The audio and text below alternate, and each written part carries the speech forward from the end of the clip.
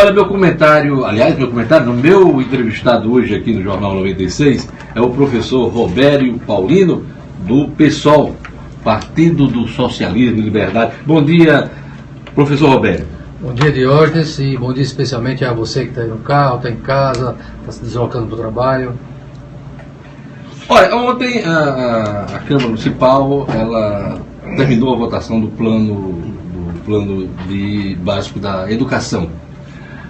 O senhor, com certeza, como educador, deve ter acompanhado os principais temas e qual é a avaliação que o senhor faz do plano aprovado pela Câmara Municipal de Natal? Olha, eu acho que uma cidade precisa realmente planejar a sua educação. A educação tem que ser uma prioridade, uma questão essencial. Alguns pequenos avanços foram colocados, né? Foram colocados no plano, como a climatização das salas, brinquedotecas, né? E a bancada de esquerda na Câmara, do pessoal do PSTU, teve um papel importante nisso. Eu acho que a cidade começa a discutir como deveria a educação. Agora falta muita coisa, né, Deus? Eu acho que ainda falta muita coisa. Por exemplo, a educação em Natal. Natal é a segunda capital que menos investe em educação no país, pelos dados que nós temos. Não, diz a Prefeitura. A Prefeitura tem mostrado aqui, inclusive, estamos num momento de greve, tem mostrado aqui números que investem acima do que é estabelecido pela Constituição. Mas eu acho que o prefeito devia ir lá na escola, né? E eu devia ir lá na escola. Esses dias alguns jornais aqui em Natal publicaram a situação da ventilação dos ventiladores. Não tem ventilador nas salas de aula, isso é um absurdo. Não são salas de aula, são saunas de aula. Ninguém assiste. Eu sou professor da UFRN e sei que quando o ar-condicionado não funciona, os alunos reclamam, uma barbaridade, pedem para mudar de sala. E nossas salas são bem projetadas, na sombra, tem marquise para dar sombra nas paredes. Imagine as salas de aula baixinhas das escolas municipais, são verdadeiros fornos. Então as crianças são forçadas a uma dispersão, um calor imenso, reduz o aprendizado. É muito ruim a situação. Professores reclamam que tem ventiladores sem funcionar há 6 meses. O que custa um ventilador? Enquanto isso, você vê aí centenas de carros comissionados na Câmara Municipal, carros comissionados na Prefeitura. Ou seja, a cidade não tem prioridades, né? Não tem prioridades, e a educação, infelizmente, não é uma delas. Entre os princípios básicos aprovados no Plano Municipal de Educação estão a erradicação do analfabetismo, a universalização do atendimento escolar, a melhoria da qualidade da educação e dos índices de proficiência dos alunos. São metas longe de serem atingidas? Não, de forma alguma. Jorge, eu queria lembrar você, talvez as pessoas não tenham memória, lembrar você que está me escutando. Em 2012, o professor Robério foi candidato a prefeito e uma das prioridades que eu falei, uma das coisas que eu mais falei, é que acabaria com essa vergonha, essa chaga que é o analfabetismo em Natal. Nós iríamos identificar essas pessoas, dar-lhes uma chance, dar-lhes uma pequena bolsa, um jantar à noite, atraí-los para uma escola, porque eles têm vergonha de voltar à escola. E acabar com isso, porque não há país, né, que progrida com o analfabeto. Isso fora o analfabetismo funcional. Natal tem ainda 9% de analfabetos, é quase 1 em cada 11 pessoas no Natal que você vê nas ruas, analfabetos sem saber ler e escrever, sabendo apenas escrever no máximo um nome. A Coreia do Sul, o Japão, o segredo desse país para avançar, a Coreia do Sul especialmente, foi na década de 60, erradicaram num plano de 4, 5 anos, decidiram que iriam acabar com o analfabetismo e acabaram, da Coreia do Sul, por exemplo. No Brasil nós estamos no século XXI e você vê cidades do interior do Rio Grande do Norte ainda com porcentagem acima de 40% de analfabetos.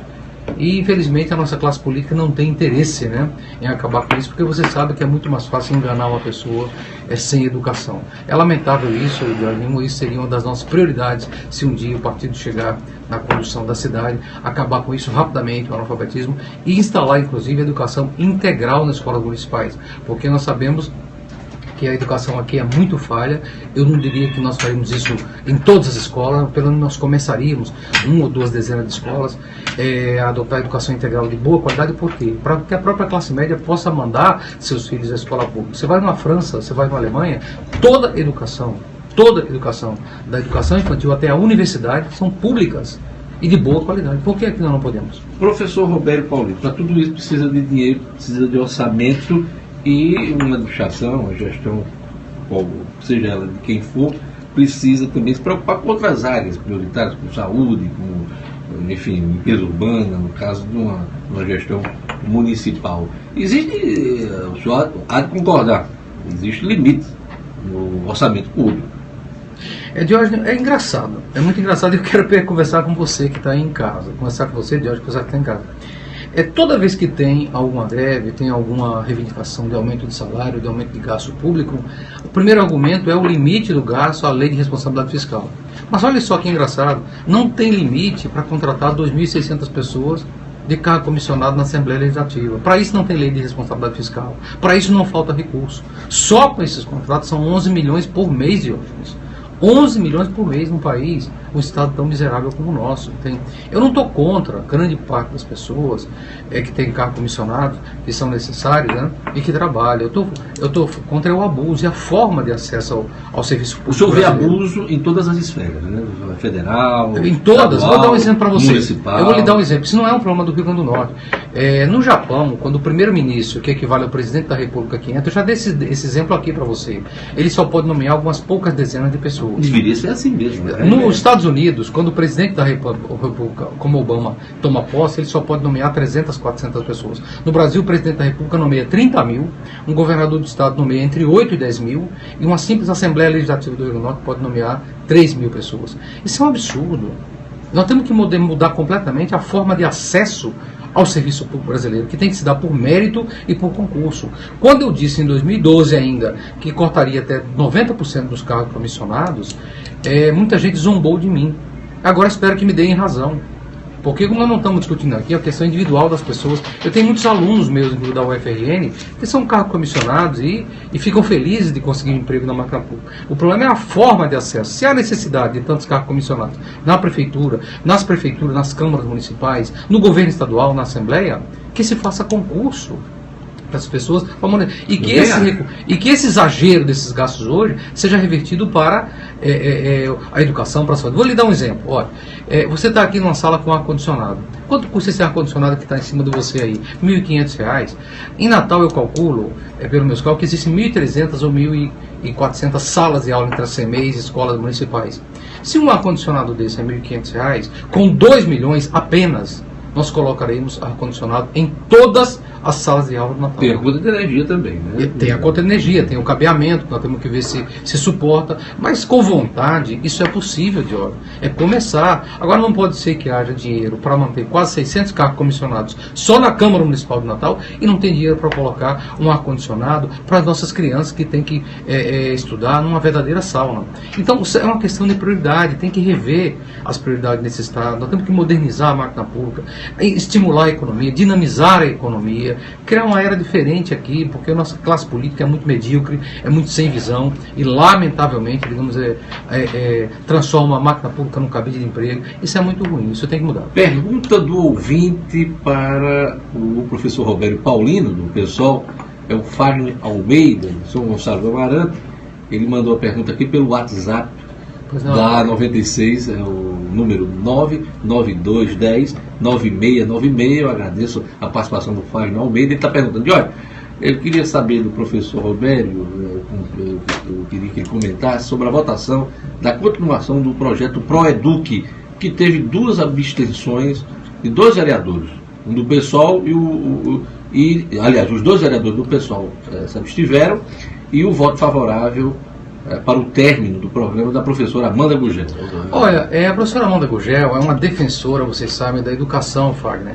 E se ela votou nesse voto, não é porque ela está contra a educação, como a bancada de direita tentou dizer. A questão aqui é uma da prioridade. O que a professora Amanda Gugel, essa pessoa pensou, e eu aqui entendo o voto dela, foi o seguinte, que a prioridade do dinheiro do município não pode ser para financiar escolas particulares. Eu entendo que isso dá acesso a centenas de pessoas, né, ao ensino superior.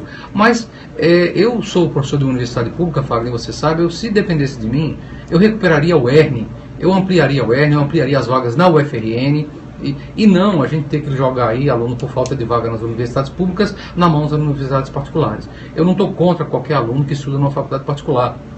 Agora, o que eu acho que a prioridade deveria ser ampliação de vaga nas universidades públicas. E o dinheiro do município ser voltado para aquilo que realmente é essencial, que é a educação básica, para acabar o analfabetismo.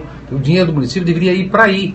enquanto nós deveríamos ampliar a vaga nas universidades públicas e não necessariamente ter que usar. Mas no caso do Proeduc, isso foi discutido dentro do PSOL, tivemos aí 2 abstenções dos vereadores não é do uma PSOL. discussão, eu estou lhe dando uma opinião pessoal, não houve uma discussão em Natal, pelo menos, em relação a isso. Funcionamento partidário. Né? Exatamente, mas a posição nossa é de ampliação de vagas nas universidades públicas e não financiamento dessas universidades particulares. Né? Nós não estamos contra que um aluno estude numa universidade particular se não tem uma universidade pública, mas se depender de nós, todo o dinheiro federal, estadual dos municípios deveria ser voltado para financiar, ampliar as vagas nas universidades públicas e o dinheiro do município ser centrado para a educação básica. Professor Roberto Paulino, outro assunto importante no âmbito do município de Natal é a questão da saúde pública relacionada a essa infestação aí do mosquito da dengue, que agora não é só o mosquito da dengue, da chikungunya e da zika. E nós temos aí esses números da microcefalia, o Rio Grande do Norte não está bem na foto. E a grande questão, tudo isso passa pela questão do saneamento. Entra o governo, entra a gestão, sai a gestão, se fala que vai aumentar aí, mas Natal continua com 40% só de área saneada. É muito pouco. Nós discutimos, você lembra, Diogo, que a gente vem falando isso aqui há muito tempo, né? Infelizmente, saneamento não dá voto, né? E político não gosta de fazer saneamento porque não... Está do cano enterrado, né? Exatamente, a cidade só tem saneamento nas placas, né? Do governo estadual, na placa. Existe um progresso do governo de saneamento, mas muito pouco. Não adianta os governos fazerem uma grande propaganda para que a população faça a sua parte, recolha a latinha, não deixe depósitos de água para o mosquito se reproduzir. Isso tem que ser feito, essa propaganda, esse apelo à população. Mas até pouco tempo, as lagoas de captação de Natal estão com boa parte delas cheia de lixo, contaminado. O Ministério Público obrigou a Prefeitura a limpar, de 15, 20 dias para cá eles estão limpando. Ou seja, o Poder Público não faz a sua parte, lamentavelmente, né? Então, o abandono da saúde, a precariedade da saúde também leva a isso. Eu acho, Deus, que nós teríamos que fazer, se um dia chegássemos a essa Prefeitura, fazer uma campanha intensa, né, de educar as pessoas a não ficar doentes, educação, medicina preventiva. Acho que esse é o segredo, né? A primeira coisa. Fazer as pessoas evitarem, educá-las a não ficar doentes, para evitar o gasto, né? E ao mesmo tempo reequipar a rede básica de saúde, que são as unidades básicas de saúde, as UBSs, que hoje não funcionam e as pessoas terminam recorrendo aos hospitais gerais, né? Eu fui, não sei se você sabe, esses dias ao hospital, né? Ao novo hospital que o prefeito disse, né? Que foi montado em cima do hospital médico cirúrgico, e cheguei lá. Até agora a UTI não está funcionando, o bloco cirúrgico não funciona, o secretário disse que até o dia 15 a UTI estava funcionando, e eu vou voltar ao hospital, quero dizer aqui ao secretário de saúde municipal, que vou voltar ao hospital para cobrar a promessa dele, que no dia 15 de março a UTI do novo hospital municipal estaria funcionando, né? E vamos ver, vamos torcer para que esteja, nós estamos em cima, estamos cobrando. Nesse momento final da entrevista, infelizmente nosso tempo está acabando, eu pergunto, o pessoal já definiu a estratégia? Nós estamos no ano eleitoral, né? Nós temos aí a Associação Municipal à vista e estamos naquele momento das conversas com os partidos. O pessoal já definiu sua estratégia? Vai de chapa por sangue? Vai tentar se aliar com partidos como tem acontecido nas últimas eleições com o PSTU? Qual é a estratégia traçada pelo pessoal? O pessoal está buscando, né? Nós estamos buscando uma frente, a orientação nacional é buscar uma frente com os partidos de esquerda, com os movimentos sociais. A nossa frente não é só uma frente partidária, é uma frente que envolve o conjunto das forças sociais organizadas e progressivas nesse país, né? Os sindicatos, os movimentos de trabalhadores, de mulheres, de jovens, né? O movimento LGBT, e também os partidos de esquerda como o PCB, como o PSTU, ao qual nós estamos fazendo um chamado explícito aqui ao PSTU, a companheira Amanda Gugel, para que constitua conosco uma frente de esquerda. Como ocorreu na última eleição. E foi muito bem, né? Foi muito bem. A gente espera uma resposta desses companheiros no próximo período. Mas o pessoal já definiu a pré-candidatura ou ainda vai ter um processo de escolha? Não, definiu. No Congresso Municipal foi votado o nome do professor Roberto Paulino, meu nome, coloquei à disposição, e a gente vai aí, digamos, está definido isso. E claro, tem chapa, ainda nome, ainda ser homologado por uma convenção partidária que vai acontecer em junho. Né? O que o partido votou foi uma indicação de uma pré-candidatura, ainda, né? Mas como eu já sempre falo para vocês, para mim, eu não me sinto político, eu não sou político de cabeça, né? Nem de carreira. Para mim isso não é uma carreira, isso é um sonho de ver uma cidade modernizada, com a economia dinamizada, uma cidade que recupere os serviços públicos, uma cidade para as pessoas e não para os carros, não para as empresas somente, né? Então isso é feito um sonho, e nós queremos chamar as pessoas a construir coletivamente um projeto de cidade, inclui você, Diógenes, né? Construir um projeto de cidade conosco, coletivamente, que Natal merece. Não pode viver só de belezas naturais. Natal tem que ser uma cidade para as pessoas, que se modernize, que mude essa cultura limitada da nossa classe política, que faça uma varredura, uma limpeza geral na máquina pública, esse escândalo desses carros comissionados na Assembleia, agora na Câmara Municipal. Nós queremos uma cidade totalmente diferente e fazemos um chamado aqui às pessoas a nos ajudarem a construir coletivamente esse programa para Natal. É isso aí. Queria agradecer a presença do professor Robério Paulino, que é do PSOL, claro, nesse ano aí, no correr do ano, não só, a gente tem ouvido aí vários partidos, vamos fazer aqui quase todos os pré-candidatos, os candidatos durante o período da campanha, a gente vai ouvindo um pouco essas discussões, esses debates que vão aflorar durante a campanha eleitoral. Obrigado, Roberto, por sua presença. Obrigado, e eu peço um chamado aí que o pessoal que tem Facebook, curta a página aí, Robério Paulino, figura pública, para nos acompanhar todo dia nas redes sociais. Muito obrigado e um bom dia de trabalho a todos vocês que estão nos escutando. A todos, aquele abraço.